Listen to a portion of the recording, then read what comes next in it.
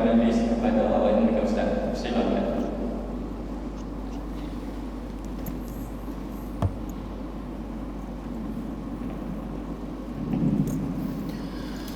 Assalamualaikum warahmatullahi wabarakatuh. Innal hamdalillah min shururi anfusina wa min sayyiati a'malina. Man yahdihillahu fala mudilla lahu wa man yudlilhu fala hadiya lahu.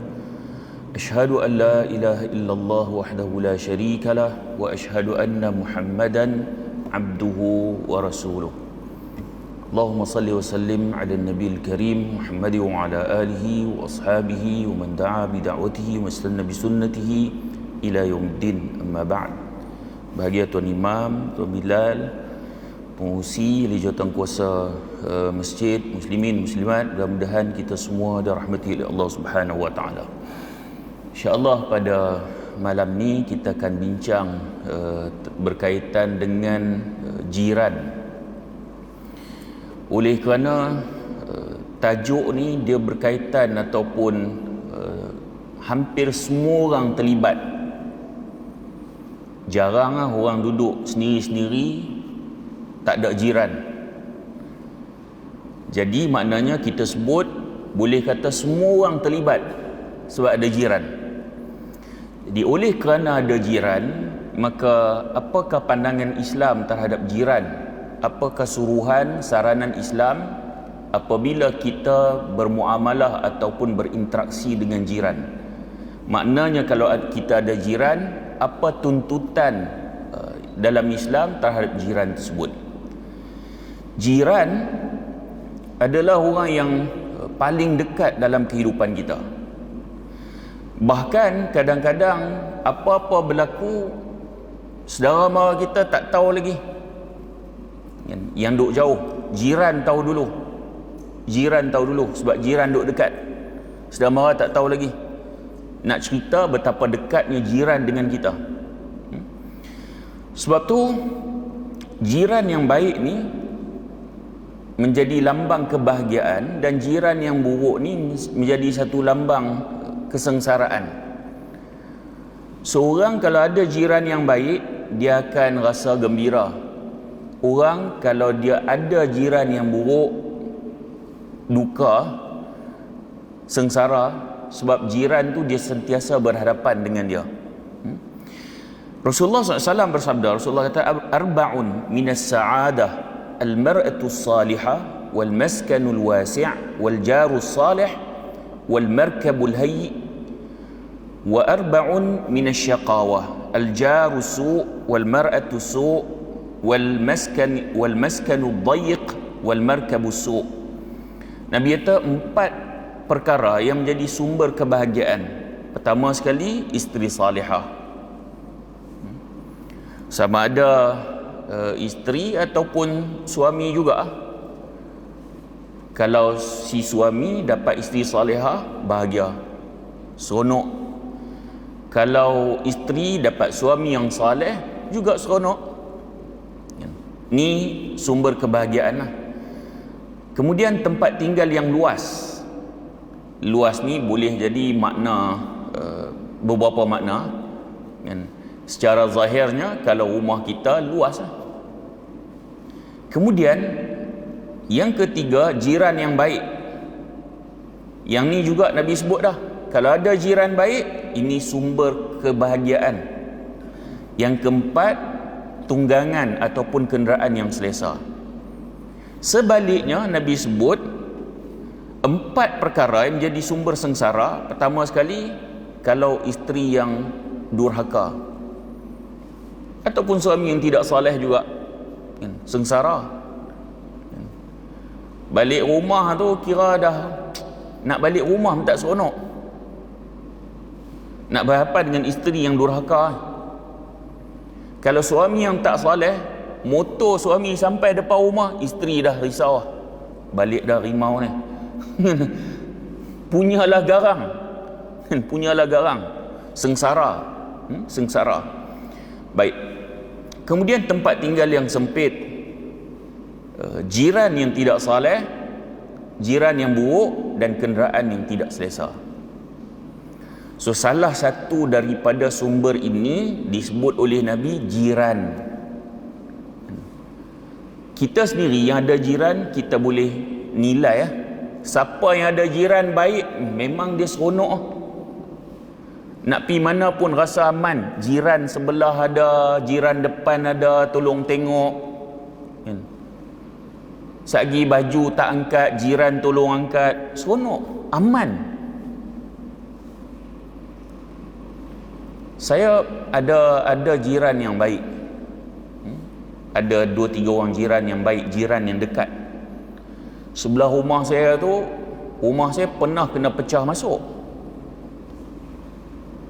Kena pecah masuk, pencuri pun masuk mari masa pukul 3 pagi, 4 pagi, mana nak sedap lah. Kan? Mana nak sedap dah. Jadi bila saya balik pada kampung tu, bagi tahu pada jiran, WhatsApp je, takut mengganggu dia. Terus mai. Kan? Mai urus semua. Tiba-tiba rumah saya blackout. Dia sampai tu. Pergi beli kipas kecil dekat DIY hak buah bateri sebab rumah ada baby. Rumah saya ada baby. Oh, seronok ada jiran yang tu. Kita rasa seronok. Tuan-tuan yang ada jiran yang baik memang rasa seronok. Tapi kalau dapat jiran yang buruk, serabut. Serabut. Kita susah hati. Ada rumah pun susah hati, tak ada rumah pun susah hati bila jiran hak macam tu. Jadi Nabi sebut jiran ni salah satu sumber bahagia dan sumber sengsara. Baik. Sebab tu bila kita berjiran ni, kalaulah ditimpa apa-apa musibah, siapa mai dulu? Jiran. Adik-beradik saudara mara duk jauh tak ada nak mai, jiran dulu. Apa-apa jiran dulu. Dekat sungguh jiran dengan kita ni. Sebab tu Nabi kata, man kana yu'minu billahi wal yaumil akhir falyuhsin ila jarihi. Siapa yang Nabi kata, siapa yang beriman dengan Allah dan hari akhirat, maka hendaklah dia berbuat baik kepada jiran dia. Memang patutlah Nabi suruh buat baik dengan jiran, sebab jiran ni orang yang paling dekat dengan kita. Paling dekat. Macam saya sebut tadi ni, tak ada saudara mara adik-beradik dua jauh tahu ni. Jiran dulu tahu. Sebab tu Nabi suruh buat baik dengan jiran. Baik. Yang kata jiran ni, apa batasan dia? Berapa lingkungan, berapa jauh yang disebut sebagai jiran? Ulama berbeza pandangan. Yang kata jiran ni, berapa jauh jiran tu? Kalau kita duduk flat, duduk apartment, kan, mungkin tak ada kiri dan kanan, ada atas dan bawah. Kan? So apa batasan dia sehingga seseorang itu ataupun rumah tersebut boleh disebut sebagai jiran kita? Ulama berbeza pandangan. Kalau tengok dalam Fathul Bari, ulama khilaf. Disebut sebahagian orang, sebahagian pandangan yang menyatakan jiran ni orang-orang yang salat subuh bersamamu. Termasuk juga ada pandangan macam ni, orang yang salat subuh dengan kita tu, itu jiran kita. Ada pandangan yang kata 40 rumah, kan, setiap sisi. Ini pandangan lebih khusus pada mazhab Syafi'i. 40 rumah kanan, 40 rumah kiri, 40 rumah depan, 40 rumah belakang. Kan? Zaman dulu dia tak ada apartmen. Kalau ada mungkin, kan, dalam perbincangan dalam ataupun Imam Syafi'i sendiri akan sebut 40 atas, 40 bawah kot. Kan? Jadi 40 setiap sisi. Kemudian ada pandangan yang kata 10 rumah daripada setiap sisi. 10 rumah dari setiap sisi. So maknanya ada beberapa pandangan, dan ada pandangan yang lain juga yang saya tidak saya sebut. Ada beberapa pandangan yang lain. Cuma Syekh Albani disebut adapun hadis yang ceritakan batasan tentang jiran ni, hadis itu tidak sahih. Hadis yang cerita batasan jiran 40 sisi ke apakah, hadis itu tidak sahih. Jadi dia berpandangan bahawa batasan yang lebih tepat adalah sesuai dengan uruf. Sesuai dengan uruf, sesuai dengan macam mana? Adat lah. Kan? Adat setempat. Adat setempat. Sebab kaedah fiqhiyah kaedah fiqhiyah disebut al-urfu haddu ma lam yuhaddidu bihi asy-syar'u. Adat kebiasaan adalah pembatas bagi hal-hal yang tidak dibatasi oleh syariat. So maksudnya bila hadis itu tidak sahih, tidak ada nas yang sahih menyebut tentang batasan jiran, maka uruf dia mengambil tempat. Adat kebiasaan. Adat kebiasaan. Baik. Jadi maknanya kalau kata duduk di kawasan taman, kita ada jiran tetangga. Taman tu mungkin belah kanan sampai 80, belah kiri 80, belah depan ada 80, belakang 80. Kita masuk dalam jiran rukun tetangga yang sama. Maka kalau ikut uruf tu, semua tu dinamakan jiran. Jangan kira hak 40 saja. Kan? Ada kami 40, kami nak buat rukun tetangga sini. Kan? Ni lingkungan jiran kami je. Jadi kalau uruf nampak semua tu adalah jiran, dia termasuk itu adalah jiran. Itu adalah jiran. Baik. Jiran Ibn Hajar dia sebut yang kata jiran ni dia mencakupi semua jenis orang, sama ada muslim ataupun kafir. Jiran kita, kadang kita tanya, hang jiran hang siapa? Ish, segan nak abang, kira bukan Islam tak jiran tu. Jiran lah, muslim ke kafir ke, tetap jiran kita. Dan disebut juga sama ada ahli ibadah ataupun fasik. Ahli ibadah ataupun fasik. Orang baik ke, orang saleh ke, orang jahat ke, jiran. Kita, oi, ni hang jiran hang jana rumah belah kiri. Dia kata jiran apa macam tu bukan jiran aku. Itu penyangak. Tak, jiran. Jiran.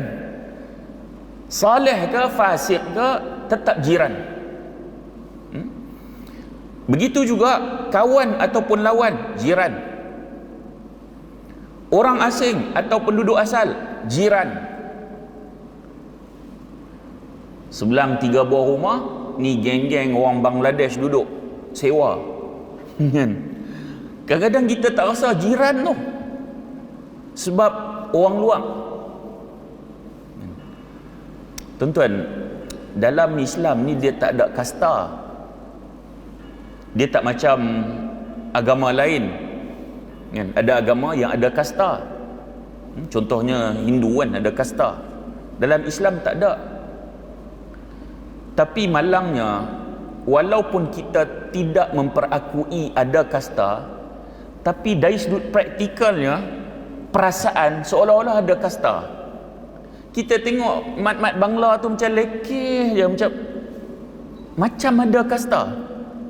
Kita tak ukui ada kasta, tapi sikap kita, tindakan kita, perasaan kita nampak lekeh tu macam ada kasta.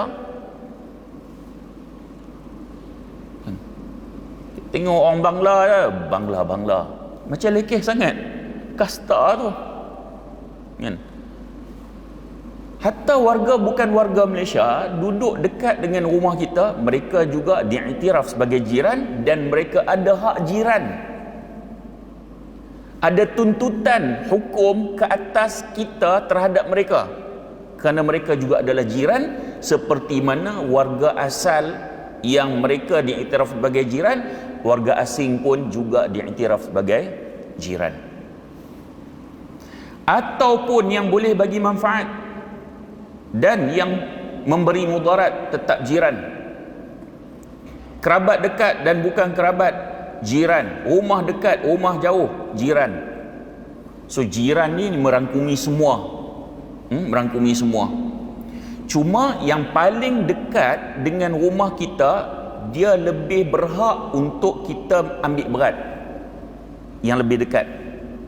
Semua tu memang jiran, tapi yang dekat, rumah sebelah kanan, rumah sebelah kiri, rumah depan, rumah belakang kita, yang dekat, maka itu lebih berhak untuk kita ambil berat.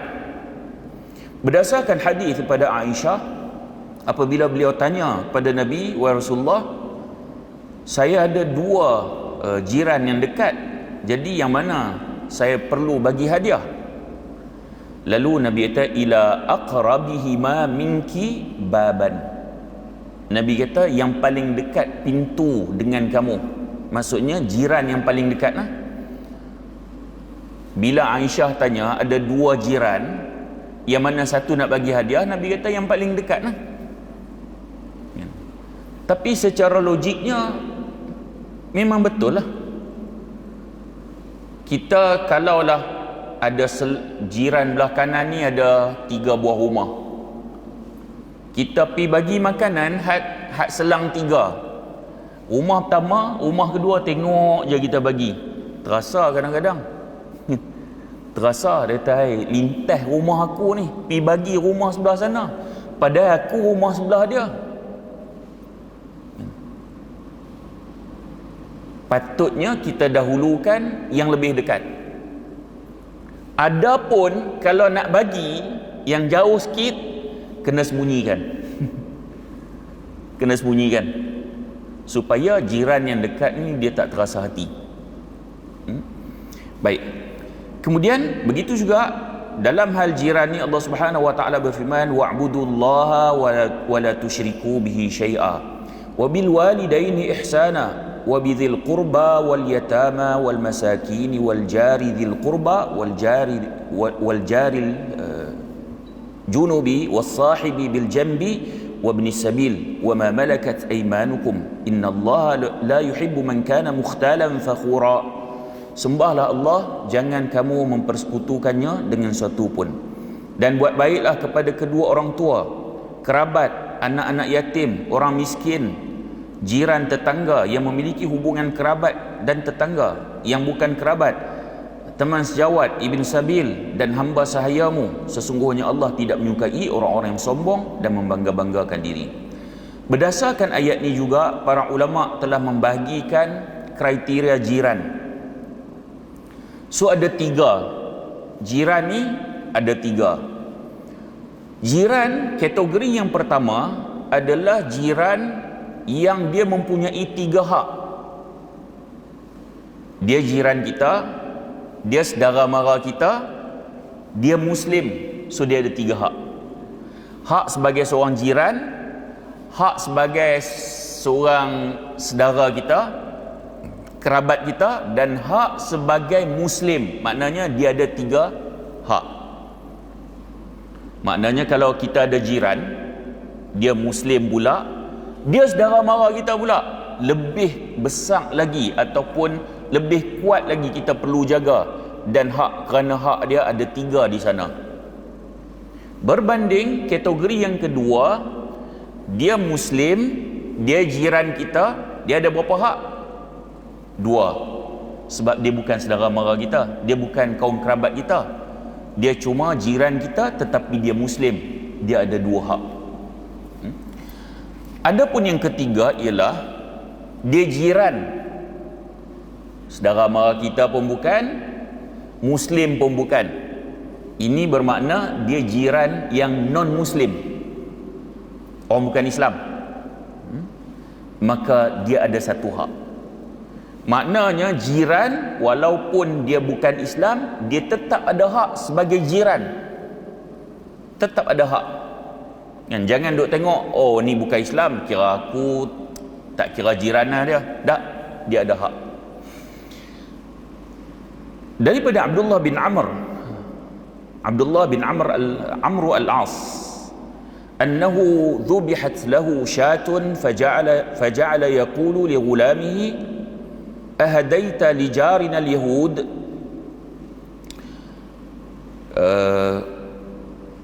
Abdullah bin Amr al-As ni, dia kata apabila telah disembelih kambing. Kemudian dia tanya kepada gulam, pembantu, dia tanya pada gulam ni, dah bagi tak sebahagiannya kepada jiran Yahudi? Kemudian pembantu dia kata, ahadaita li jarinal Yahudi? Takkan nak bagi pada jiran Yahudi ni? Takkan nak bagi pada jiran Yahudi? Dia terkejut sebab suruh bagi ini sebahagian kambing ni kepada jiran Yahudi ni. Kemudian dia kata, sami'tu Rasulullah sallallahu alaihi wasallam yaqul ma zala Jibril